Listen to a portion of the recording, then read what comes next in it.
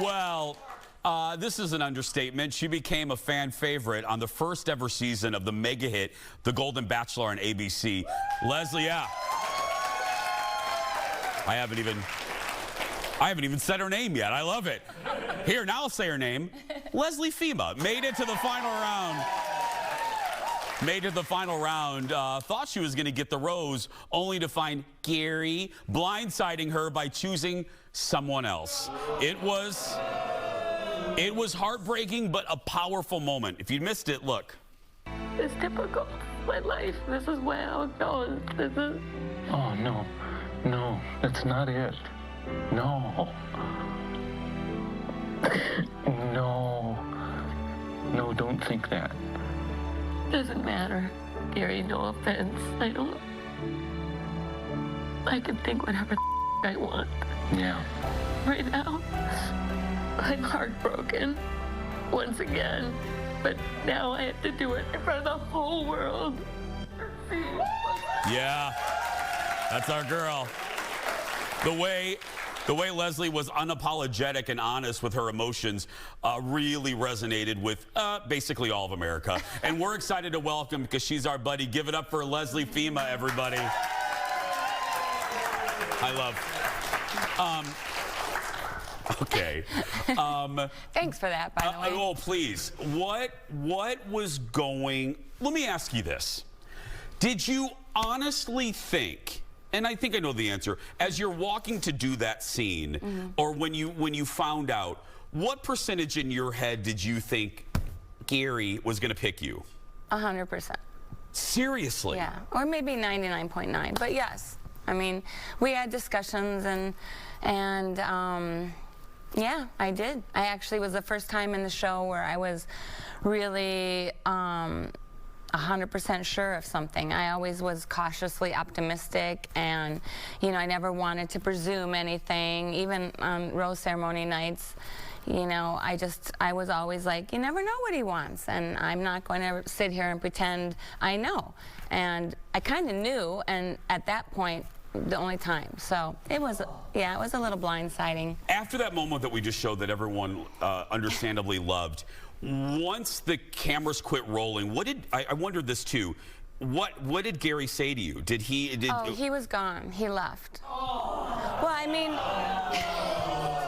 yeah, I mean, it showed him leaving. He said, "I'll find myself out," and I said, "That's probably a good idea." And that was the last. And that was the last time you saw him until the reunion. Yeah, until the reunion. What? Did you have any apprehension? So there's the end. Let's start to the beginning. Did you have any apprehension of doing the show? I didn't. I was just, you know, going for it. And I literally, the dating apps weren't working, so I thought I'd go on national TV. You know, like, why not? You thought you'd go to ABC and have ABC help you. They had a good track record. I'm gonna try that. No, I didn't really have any apprehension. I just went for it. And did you know pretty early on through the process of the audition, did you have a pretty good idea that the producers were digging you? It's funny that you say that, because it ebbed and flowed. Like when I had my my interview with the casting agent. Yeah. I mean, I thought, that's it. I'm in. I mean, he loves me. We clicked. We had like Terry Lewis. We went back to the old, you know, he's engaged to, or now married to Ashley, Terry Lewis's daughter, who I babysat when I was, you know, so it was like one of those things. There's a lot of connections. A lot of connections, Minneapolis connections. So, yeah, but then we go through all this, you know, to get on the show, you have to be completely vetted. And then after each test, you know, I'm like, oh my God, I didn't pass that test. I didn't pass. So it was, I mean, we had to take, you know, like background check, medical check, the whole thing. I said, I'm 64. Something's not going to come back good. One of those things aren't going to come back good. So, fingerprinting, you know. Yeah. But you know, it was a long process for me. Some girls applied in June and only had to wait a month. I applied in February, so I had to wait a long time. Where were you when you found out that you got it? I was at the dog park with my dog. Really? Yeah. Do they call? Do they email? How does that work? They called me. What did you do? Did you run back home or? No, I was at my place, my home away from home, Unleashed, and I live 2 minutes from there. I take my dog there all the time. It was a beautiful. We love Unleashed. Yeah, I love Unleashed. It was a beautiful summer day in July, and I was sitting with my friend Adam, and I recognized the number because it was an LA number. I didn't have any name or anything, but every time an LA number popped up, I took it. And one day an LA number popped up and I was talking to some person I didn't even know. So, I was cautious, like, okay, who am I talking to now? But yeah, I took it, and all the dogs are barking in the background. The producer's probably like, where the hell are you?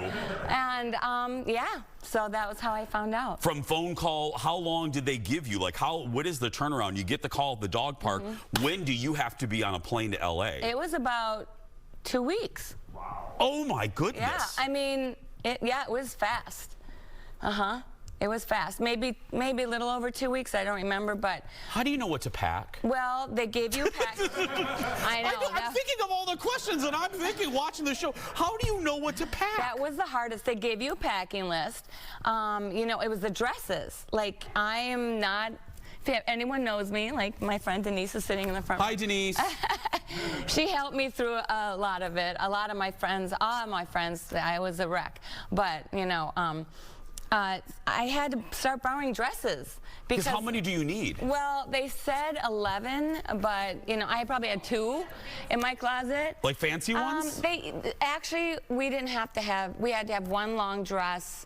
And a lot of the women always wore a long dress, but I wore mostly, to here. And my future daughter-in-law, Daphne, Eli's future wife, who I love, she gave me some dresses, and I'm like, I can't wear that, I can't wear that, I can't wear that. I mean, it's up to here, there's no back. It's like, I don't know. So, yeah, I did borrow some dresses, and I ordered some, More with Leslie when we come back. Back in a moment, everybody.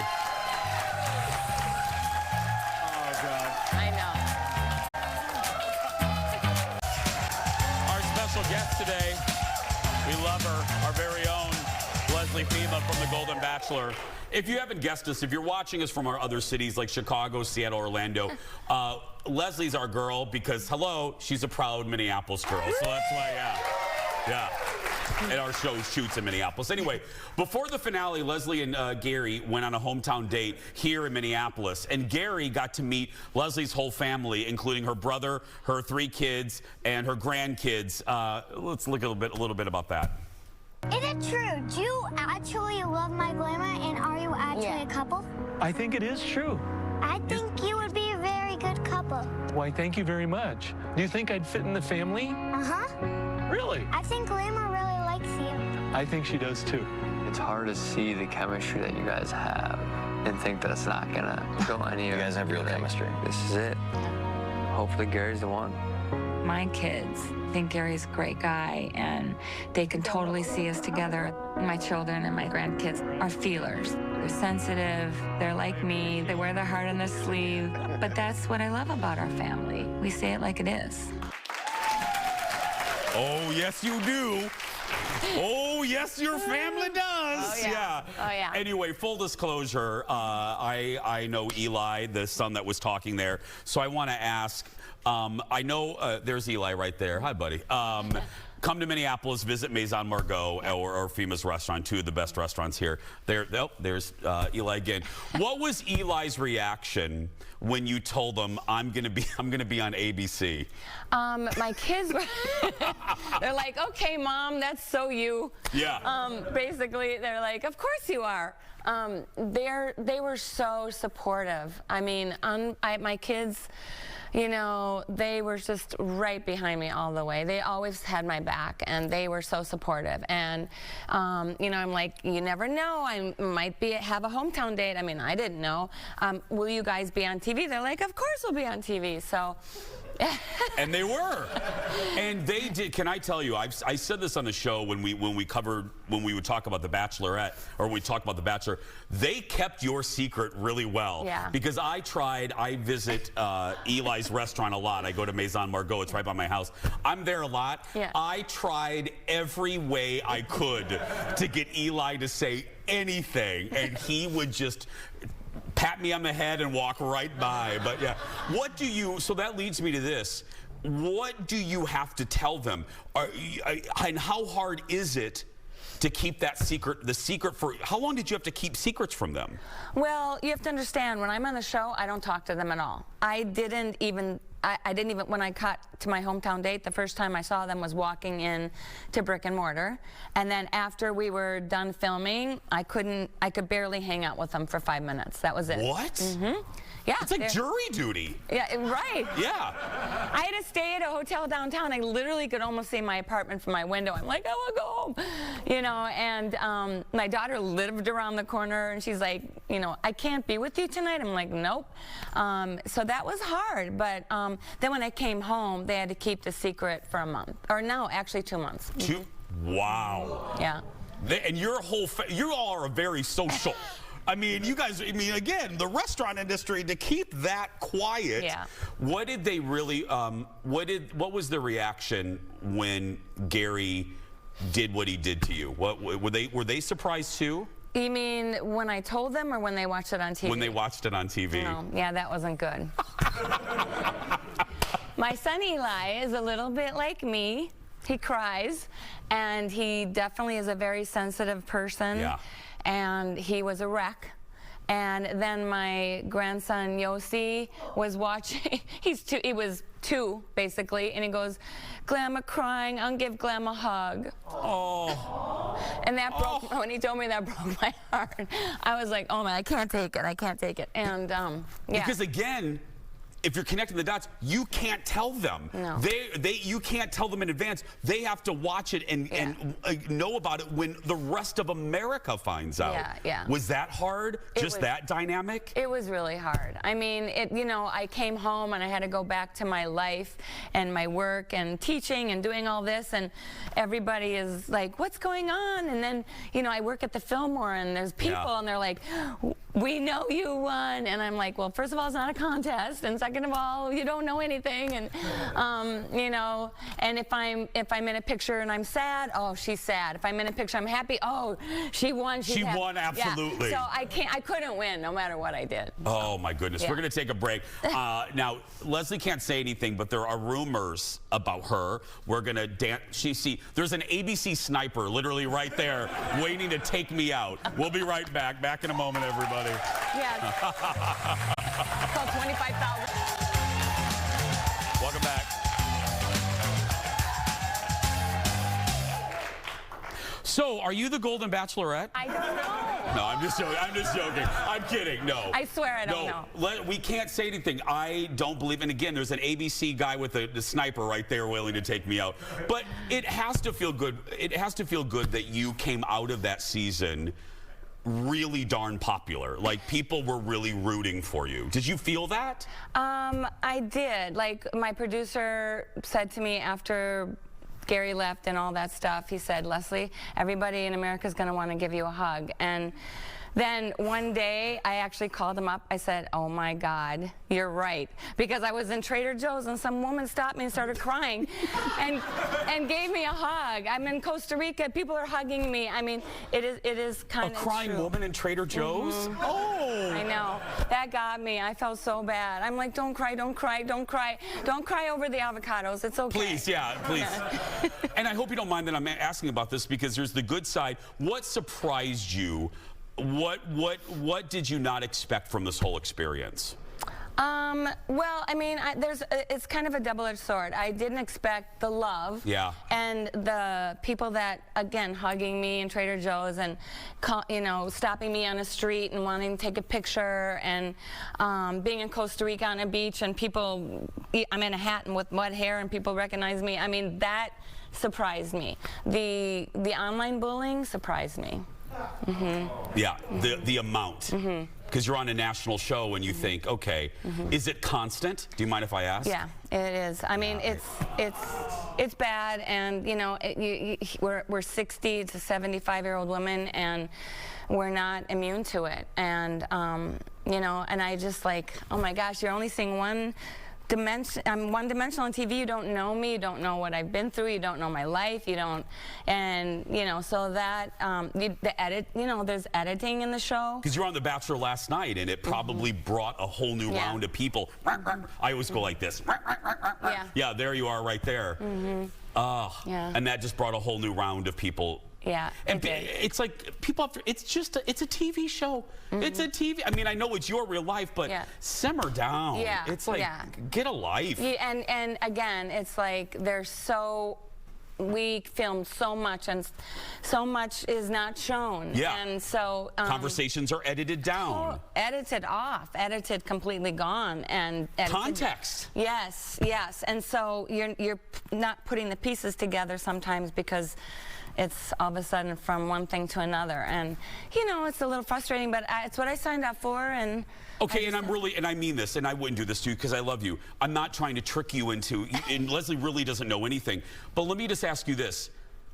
Knowing what you know now, would you be a little more, because you were like all gung-ho into it, would you be a little more trepidatious now?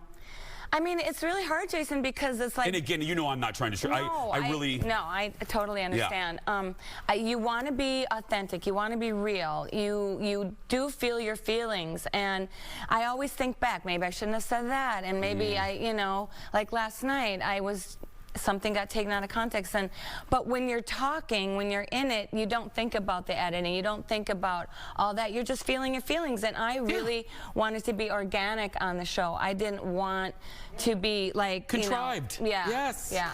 Yes. That's what people. Yeah. Well, so we have about 30 seconds left. What would your advice be to someone thinking about this?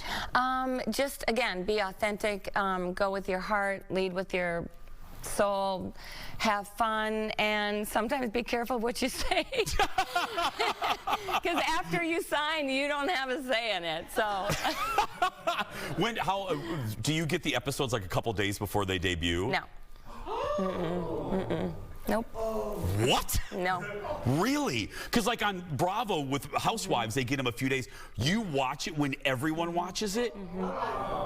We get pictures. Oh, thanks for the Polaroid, ABC. Yeah. So were you nervous every air night? Oh, yeah. Oh, yeah. Like, how am I going to look today? Yeah. Yep, and it's high definition camera, which is not good with bright sunlight. You just like, oh my God, I'm okay. Yeah, it was a little. Well, wash out, block out the negative, because I can say this with confidence, you have an entire region that supports you, and their voice matters way more than the losers that email you crap. Yeah, seriously, get a life. Leslie Fhima, everyone. We're going to take a break. We'll be right back. Back in a moment. Back in a moment. Thank you, love. I appreciate it so much. Thank you.